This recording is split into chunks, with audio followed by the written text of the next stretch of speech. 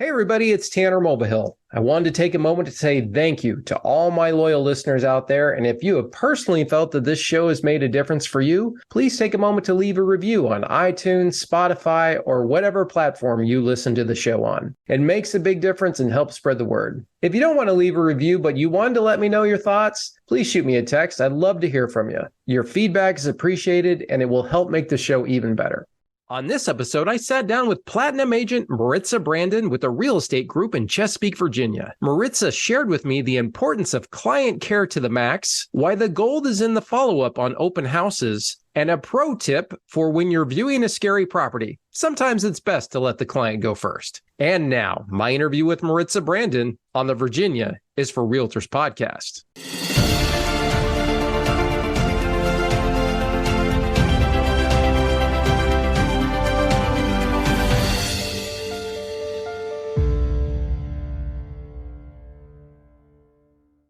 Well, welcome back, everyone, to another episode of Virginia's for Realtors, now in our second season. I am pleased to be joined today by Platinum agent Maritza Brandon with the real estate group in Hampton Roads. Maritza, how are you today? I'm doing great. Fantastic. How about yourself? Oh, it's a beautiful day outside. You know, we've kind of gotten a little bit off the heat highs there where it's tough to step outside for a little while, without all right, I'm going to have to take a shower immediately after this for doing anything outside. Yes, 100%. And I was out showing houses in that heat. Do you have kind of professional, super, super hot out clothes, or just all right, I just know I'm going to be gross, for lack of a better way to put it, by the end. So I might as well just go with my best stuff and go from there, or just kind of pre-warn the clients I'm wearing shorts and potentially a tank top. Well, I like to be a little more on the professional side, but with the heat, I had to dress down. Yeah, there's not much you can do about it. Well, I wanted to take a moment, and recognize and acknowledge that you've been in business just over 5 years as a real estate agent. I did a little Googling on D4, and that you were a platinum agent for 2022 in Hampton Roads. And for those that are listening across the state, just to give you an idea, a platinum agent is someone who does gross commission income of over $260,000. So when you were a brand new agent, because I talk to a lot of brand new agents all the time, did you ever think, I'm going to do that much business by year 5? I'll tell you a little bit about background. I was an agent first in California, and you did some homework, but you didn't catch everything. So I became an agent. My kids were little, so I want to say 2009. And I became an agent in California. And I became an agent really for ourselves because we would buy houses with the VA, refinance, and then when we got orders, buy a house in the next place. So the next thing I know, we had 3-4 houses as rentals. Okay. So I became an agent for ourselves in the hopes that one day that might be a career that I'd like. But as a property owner of multiple houses in different states, I needed to know what I was doing. I needed to know the laws. I needed to be aware as a property manager of ourselves. So I really just my own family self-interest. And so I really didn't know what point it was going to develop into the business that it is today. I'm grateful where I am, and I'll be authentic. I pray about each client, and I want to be of service to each client and be the best for them and meet their needs, right? So each of my clients have a different need. So I know exactly the point where it made me think about being the agent who I am. One, my own experience, our own realtors. My husband's very savvy and stuff, and we didn't fall into a lot of traps for the salespeople kind of thing. But we were misled in several items, just in general, between schools and this. I already have a lot of knowledge as a home buyer, right? And being experienced. And then when I sat at a military, I'll call it spouses group, we were having whatever event. And I heard several stories, and one of them were their younger version of me. And they were saying that their agent really advised them to close on a house, but it had some structural issues that it'll be done after. And I was like, no way, they told you that? And, and so I was so upset, that was the wrong advice. That is about the commission. And so to me, I have given solid advice to my clients because I am them. I'm trying to help them make a very solid, this is the biggest investment of their financial thing. Everybody's scared to buy a money pit. I bring so many hundreds of home inspections to the table. As an agent walkthrough, we're looking at houses. I'm trying to find those red flags. I have a lot of knowledge and bring that to the table when we're just walking through. So going back, that was a pivotal moment that I wanted to help my fellow military families. That's what made me who I am. And she was not the only one. There was a couple other friends who had some really bad advice, which made me just want to be the agent for my friends. And so I became an agent from California. I did some sales, but I'll just tell you the market, the competition, these agents were so aggressive. I mean, they just had big bucks for the marketing and so many years. And it was hard to become a new agent in California, but we did. But when I came to Virginia, I dragged my feet to become and get my license. But when my friends were coming to me and says, Maritza, can you help me? I said, all right, I'll get my license in Virginia. And it was sort of just with the intentions of helping my friends have a really good agent to be the best for them. And so whenever I train, I just had a training again this morning. It's put a lot of knowledge and I learn because I don't know when I'm going to have to retrieve that information to provide to my client. And if not, I have the resources of people who really are very well in depth in that depth of particular field. Yeah. Yeah. So today was a title company. So, all these different backgrounds of, bankruptcies and liens and judgments. And I will say unexpectedly, every once in a while, I get a friend calling me and says, my mom's in this situation. And so, I sort of had to go back and just pull out like, okay, IRS tax liens, 10 years. But I mean, I'm just being real and everybody has a different story. And so, but I do lean on my resources to be able to clarify and pull that title research and, all that. But going back to me and my clients, it's all about the clients. It's about being of service to them. I've had clients from Japan, many from Japan, buying sight unseen. They come here and they need a place to live. And sometimes they are unable to travel overseas and they have situations. So I'm very thorough when I do a property search for them. I'm open about Hampton Roads and give them knowledge about the area, the commute, traffic. You can learn so much online, but sometimes you really sort of have to give that personal touch to say what they read is really correct and give them a little bit more up feet on the ground kind of area. And then about neighborhoods. And I give them the resources about crime areas and stuff like that. So I want them to know and see the shadings. And, there's so many different researches they could do online to know everybody wants to live in a safe area. Yeah, that's a great point. Yeah. Let's backtrack a little bit and just go over some stuff that you put in there. So I love that you're being a service to your clients. And when you are helping your clients, I really like the fact that you put yourself in their shoes and like, okay, this was me 10, 15 years ago. Where do we want them to be? Where do they want to be in this 10 to 15 year period? And what can we do to make sure that they're getting a great investment? What were some of the things that you think are the difference between California and the Virginia Beach market? Because I have heard agents in other parts of the country that have said like, I got my license in California, it didn't work out particularly well there. And then I went somewhere else and then I really flourished. What were some of the things that you felt like, okay, maybe I would have done this different in the California market, or like, this is what benefited me here? What were some of your takeaways? I think that as a new agent in California, there was just a lot to learn. And I think it really becomes in California, I think the number is a lot. There's a lot more agents for the population. So the average one person knows about 5 or 7 agents. Okay. And so I think those numbers here are less. You probably know more in our Hampton Roads area. I mean, something like 12,000. So I was thinking 8, 10. Yeah. Okay. So 12,000 people. So we have a different number. And over time, what I call it is I got the ball rolling. So over time, yes, I have some past clients. And when I do a really good job with them, they will refer me to their friend. And that's really where I base my business off of referral business. So I don't advertise. I don't do anything. It's simply of doing the best for them with authentic care from start to end. And even post-care, because I just answer some questions that they bought a month or two and one house is vacant. And I'm like, if I have a free moment, I'm like, hey, can I check this? You want me to check on your house? They always say yes, because it's vacant, but it's a 30-minute drive out there and checking on the house. But I think that during the transaction and even the post-care, yes, I feel like I am the agent that I would want somebody to be my agent. So that is the basis of how I am. And I'm open and honest. And I tell my clients, I'm open and honest and authentic all the way from the start to the end. I have no hidden agendas. I really will say that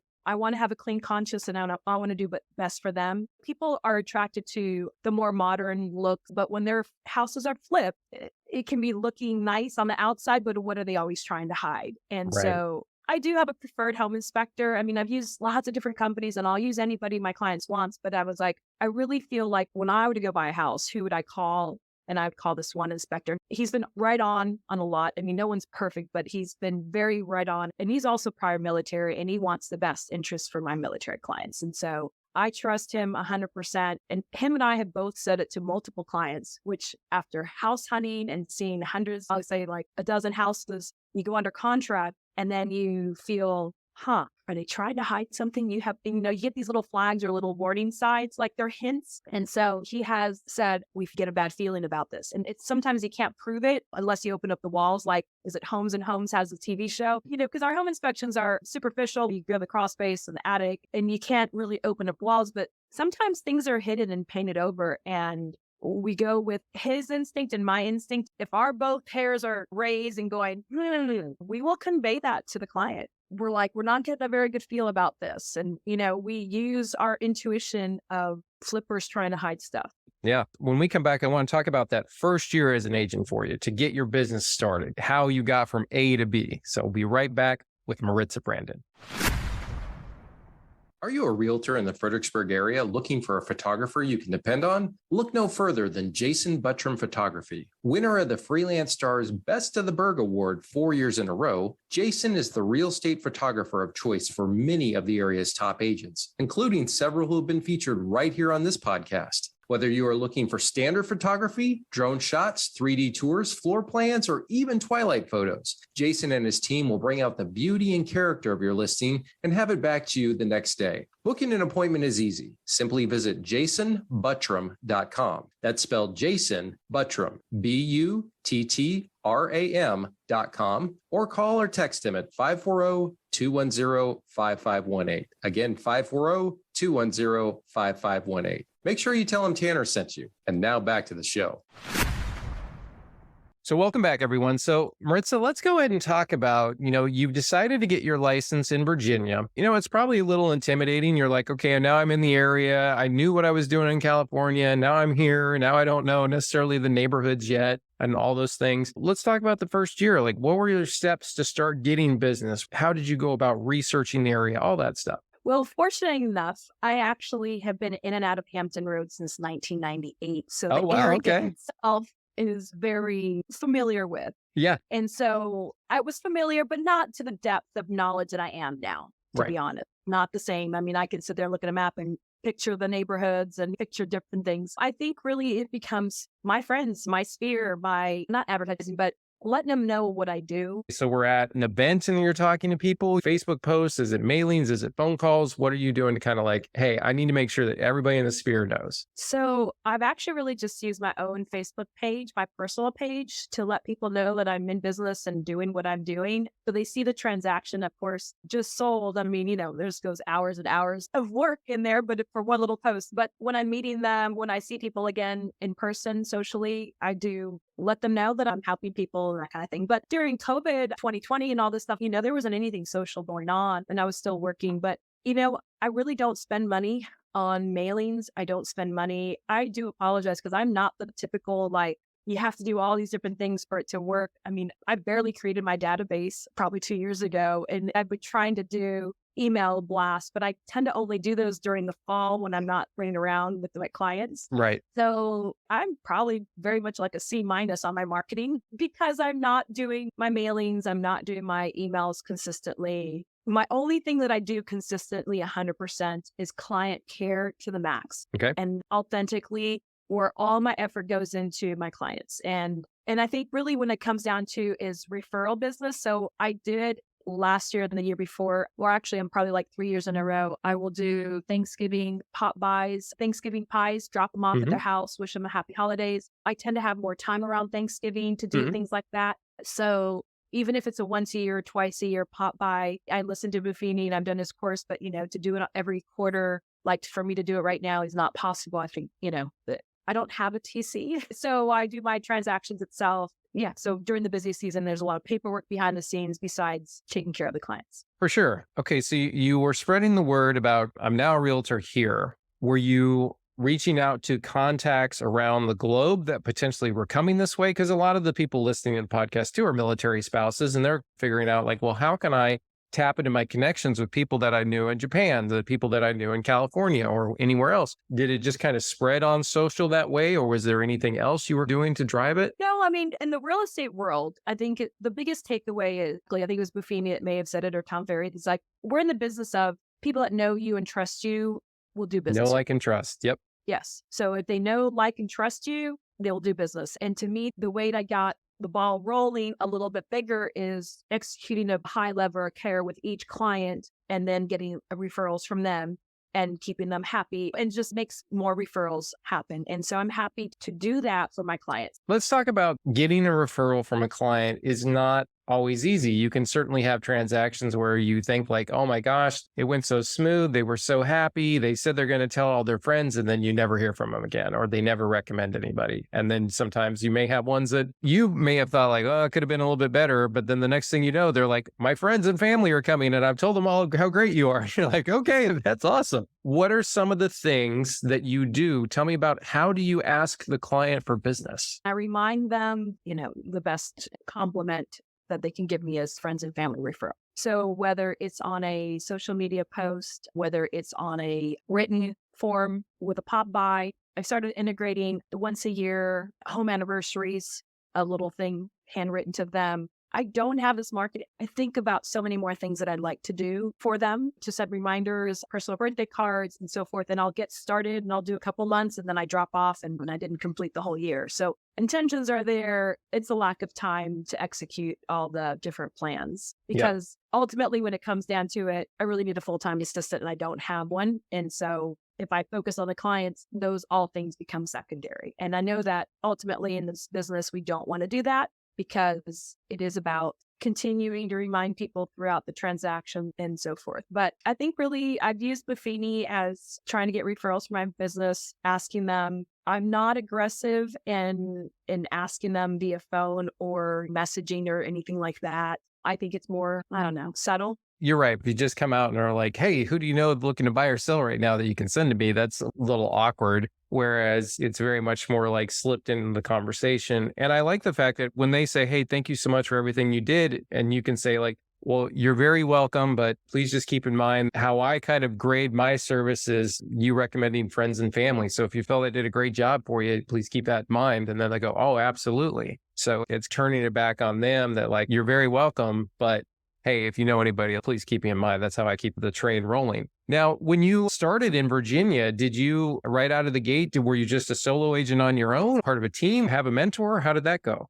I've always been a solo agent. So from California and Virginia, I've always been a solo agent. And I had my first company, couple of leads, like a few, and then the second one, just a few. But I realized that if I just did my own sphere, I would not have to share so much with the brokerage, and that I focus on that. I understand. Yep, that makes sense. What were some of the differences maybe in the real estate between California and Virginia as an agent that you went like, oh, that's definitely a little bit different? Or is it like, hey, 95% of this, whatever state we're going to go to next, is going to be very similar? But was there anything as someone coming from California, Virginia, that you were like, yeah, that was a big change? I think overall in the real estate world, because I'm actually licensed in North Carolina as well as a broker. I'm licensed in 3 states. I would say it's very similar itself, and the industry itself is very similar. California has another layer of, I'll call it a sue happy state. We were very much briefed on how to stay correct in the law and reminded, and just, I don't know.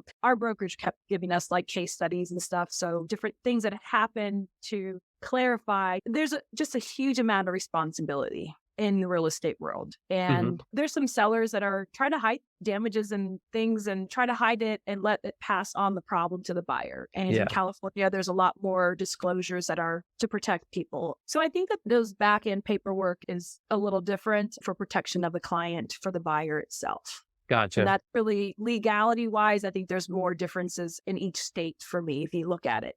Okay. But overall, as an agent, the overall things are the same. Yeah. Okay. One of the things I always like to ask is, you look back on it now, were you doing a lot of open houses to try to get business when you first got to Virginia? What were some of the things that you go, okay, this was what started it? Because obviously it's the referral base, but how did it start growing from the referrals? Or were you trying to like, okay, I'm going to generate some of my own clients right now while we're waiting for this to get going? Yeah, absolutely. Open houses is the other thing that I would do, because it is free. You invest your time. And by all means, yes, offering to do open houses does get the ball rolling for new agents. And of course, I am a believer of like, and I've done it multiple times, is when you list the house, like clients open houses. A lot of times I've been to the house before. I know the neighborhood, like I know the area.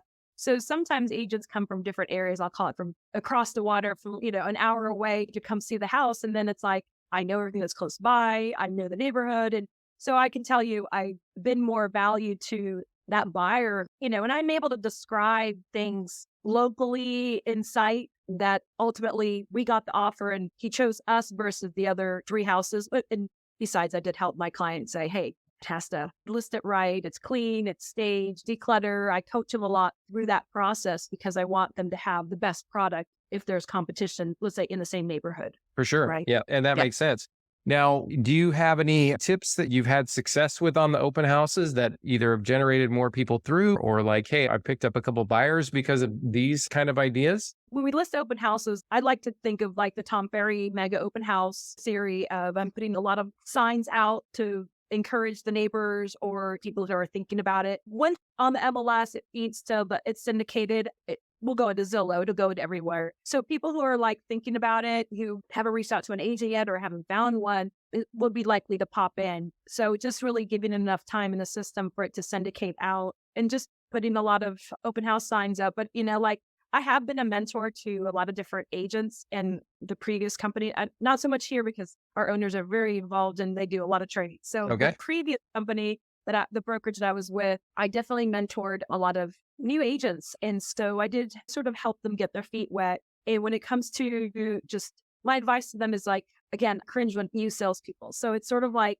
I'm authentic. When they walk in, I try to connect them as a person first and then talk about the real estate and they have questions. But I find that I want people to be comfortable with me because if they don't like you, they're not going to want to engage in conversation and then tell your information for you to follow up. Right. And so just being authentic and connecting with them is ultimately my goal at an open house. And then if I connect with them at a personal level, then I'm able to follow up with them. And the goal is in the follow up to set that appointment and ultimately represent them as an agent. So that's really where I would focus on. When you look back on the first couple of years, whether in California or otherwise, was there one piece of advice you got early in your career that had a big impact on kind of the way that you look at things now? Wow, there are so many. As a brand new agent, I would hear things and it wouldn't make sense to me. I mean, this one gal said, you're going to learn it at every transaction. I thought, how is that possible? Once you learn it, you A to B or A to Z, it's going to be the same. And she looked at me and goes, oh no, it's different every time. So I will say that,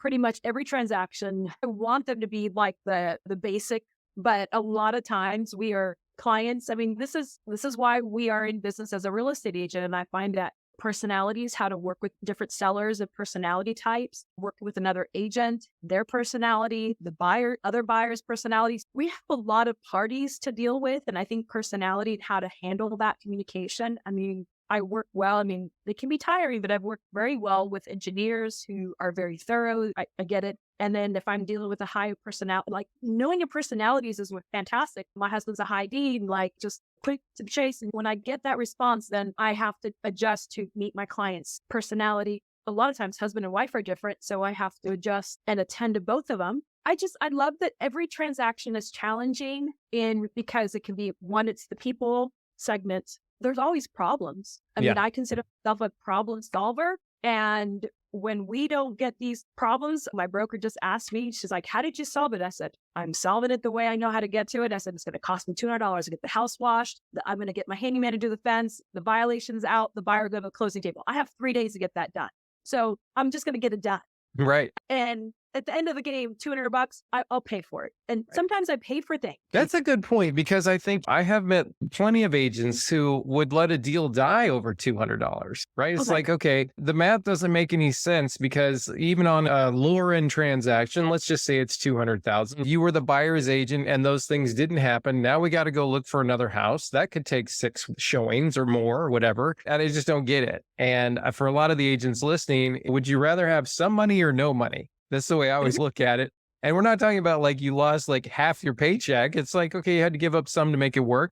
And I can tell you, hey, maybe it's talk to your loan officer. Maybe you guys can both make it work and let's get this to closing. Because when you don't do that, you are just really opening yourself up for things to go wrong. And I would almost argue that your chances of a closing occurring, when I think through those scenarios where I've run into those, it probably goes down 10, 20%. And that's a risk that you're taking, that they're going to be like, oh, we're just going to rent or whatever they're going to say. And that's a problem. So I'm with you on that. Now, when you look at kind of the landscape for new agents right now here in 2023, If you were starting right now, how would you go about getting leads and referrals? Would you do anything different than you did in the start? Is there any new programs that you're using that you like? I'm not using any new programs. I mean, the only program I have is LionDesk at my database. I haven't heard of And that one. Tell me about that one. LionDesk, I just put all my contacts in there. And so I'm able to mass email. So consistently, my goal is that every holiday, my touch points are going to come from LionDesk. Okay. And I've got birthdays in there. I can sort them. So I usually work on it. I try to have an office date to say, all right, I'm going to work on proactive marketing is based off of LionDesk. Okay. And that's LINE desk, like line. Okay. Got it. Perfect. Now, I always like to ask about a bold move that you made. So when you look back on the first couple years, can you think of a transaction where you made a bold move that was like, okay, I did this and it generated this opportunity. And if I hadn't done this, I would have never gotten this opportunity. Can you think of anything like that you did? I'm in 2 bold transactions right now. One of them was my neighbor. And yes, I had to interview. She interviewed multiple listings and I knew their personalities and I knew that she's a math thing. So I brought in more data and showed them more. She's more analytical. I had a little advantage. I know her personality. Yeah, absolutely. And so then I did win the listing. I was just telling my broker, she's a very hard seller. It's a hard transaction. Well, one, it's bold because I did list it, but this seller, he goes, if I don't get what I want, if I don't hit my home run on this listing, they're not going to sell their house. So they're just waiting. They haven't even started packing yet. I did get them under contract. We listed it. It went up, about $40,000 over asking is what I got them. Wow. Yeah. So I just met the appraiser the other day. I gave him the comps to justify it. In the same neighborhood is going to bring it down. I do an appraisal package to help the appraiser see what I see in the house and my viewpoint, because I can't always leave it up to them because they can, if I'm going to have to stretch that appraisal, I'm doing an appraisal package. Yeah. So my clients haven't started packing because if that appraisal comes in low, which it is not in my control, we're going to renegotiate and we may not sell the house. So yeah, I may lose time, effort, and money. And I think that ultimately, I'll probably sell the house in March. We go through the winter time and then just list it again in March. Have some more comps. Yeah. Yeah. And then that's one. And then the second, I have my second listing currently right now, sort of the same thing. She wants to sell. So I have her on her replacement house with a contingency of her selling and it's up for sale. The higher interest rates, her house is selling and it's not as pristine as people like move-in ready houses. But yeah, so I mean, these are all contingent upon their next house successfully selling these. I think I'm taking a risk because I'm giving ultimately the ultimate care and I'm doing the investment of money and time and everything for them to make the move. But if I don't believe in them and believe in myself to do this, then if I can't trust and believe in myself, then how can my clients do it? For sure. And the level of service doesn't change and the mindset of doing it. Both of those will be awesome to hear how they go. So when we come back, we're going to talk about the pillars of business for you. So we will be right back with Maritza. Hey everybody, it's Tanner Mulvihill with Bayfield Home Loans. Well, 2023 is here, and if you haven't done so yet, it's time to take a good long look in the mirror and ask yourself an honest question. Is your loan officer helping you succeed? For example, are they bringing you new marketing ideas? Do they actively try to generate referrals from the clients you send to them? Or even better, are they sending you business? My philosophy is business should be a two-way street, and I do my best to make it that way. If that sounds like something you're interested in, please give me a call or shoot me a text to 540-850-6267. Let's get together for coffee. Once again, that number is 540-850-6267. Talk to you soon. Tanner Mulvihill, NMLS number 276814. So welcome back, everyone. So Maritza, let's go ahead and talk about where you're at in your business right now and your generating business. So right now I'm happy to say that the only tool I have is my LionDesk database. I like to continuously, even if it's once, twice a year, as much as I can, humanly possible in my life, without hiring an assistant, is to be in touch with them throughout the year. And I think that people will always remember when you're authentic and you care about them, they'll remember. Yeah. So I think it's Maya Angelou that said people will forget what you said, but they will always remember how you made them feel. Yeah, for sure. Yeah. So ultimately, that's my base. Okay. And other than that, I have a lot of past clients. So people have bought and sold a couple of times with me. So we're, a couple of deep. So the repeat business, in order for them to not stray and lose them to other people that send flyers, is to be in touch with them. And I think the touch points is important. And then when I do the open houses, because that's really ultimately the other thing that I do, and just connect with people. And that is really the two things that I do. And then do my social media post on Facebook on my personal. And that's very small compared to all the different things that a lot of other agents are doing. And you see my numbers of generation of production wise, it is literally just me. I do my marketing, I do my calls, I do my follow-ups, I do my transaction. I had a transaction coordinator, but when they goof a little bit and the timelines, I work at night. I do paperwork 9-10 o'clock at night.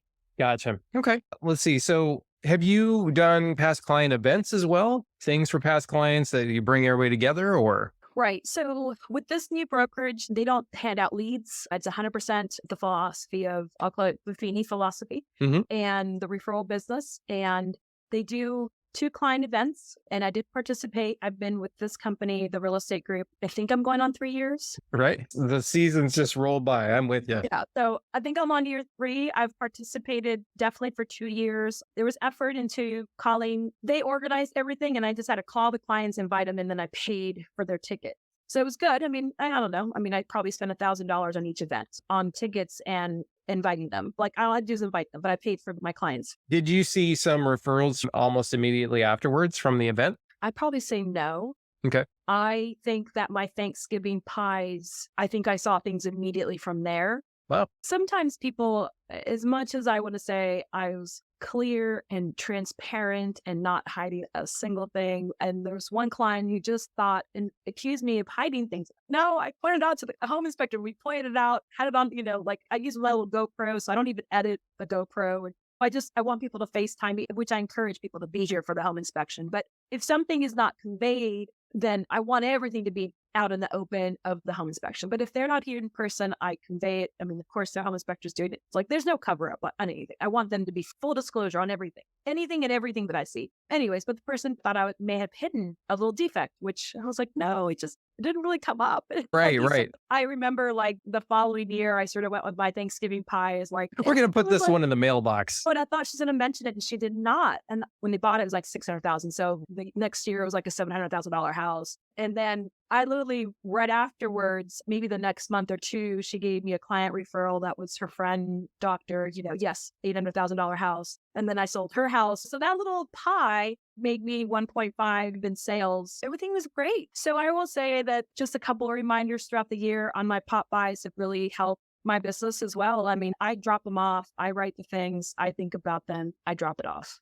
That's great. One of the C's of consistency and just cadence of following up and doing it. So if that's like your thing and they know they're going to get it, they're going to remember that, which is important. And that's what you're going for, to stay memorable for the client. So my favorite question I always like asking agents is, do you have a funny or scary or weird or different or just some story that you'll remember forever about the real estate industry down the road to share? Okay. So I guess makes me think of things that I've seen in houses, investors, like some of these investor specials that you walk in and right. The stuff that I've seen. So I'll try to pick one. There was one, it was a little creepy. I saw this one house, but I guess they made it into a duplex, but you couldn't walk in the back. So you had to go up the attic, walk through the staircase, which was like, it was creepy, like some of these creepy stuff, like they painted and then there was like drawings and it was just weird. It was just, some of these houses are so creepy that you walk into and you wonder about the stories. And yeah, I definitely been scared and just had to suck it up and go through. This is somebody who was a past client from California trying to buy an investment property in Virginia. So I had known them for a while and stayed in touch with the wife and so forth. Yeah. And then I did tell him, I said, do you mind if you go first? Just in case anything jumps out. No other reason. Yeah, I mean, I think I was wearing a dress and sandals and stuff. I was like, go ahead. But yeah, and I think the other one that was creepy was I was showing houses. I think it's Larchmont or Ghent. And these are older houses, 3-story, they're over 100 years old. Yeah. And so they have, a lot of history to them. But in the basement, and again, these basements are a little creepy because they're not like other areas. So you go down the basement and then there was like this little toilet, this tiny little toilet in the corner on a little ledge. And it's like, why is there a toilet? In the very back, yeah. Would flush. So makes me think of back in the day, maybe there was some story that somebody lived in the basement, but yeah. Yeah. So who knows what was going on there? Well, those are both scary stories. And you're right. One of the things about the Hampton Roads area is just the ages of the houses and then I guess the number of them too. And there's such history all over Virginia, but I can picture what you're telling me. Maybe not the one I'd want to buy or go into at 9 o'clock at night or later. Yeah. Well, Maritza, thank you so much for coming on the podcast today. It was a pleasure having you. Congratulations on your success and just look forward to seeing all your growth from here as it keeps going. Thank you very much. Thank you for having me. It was been a pleasure talking to you today.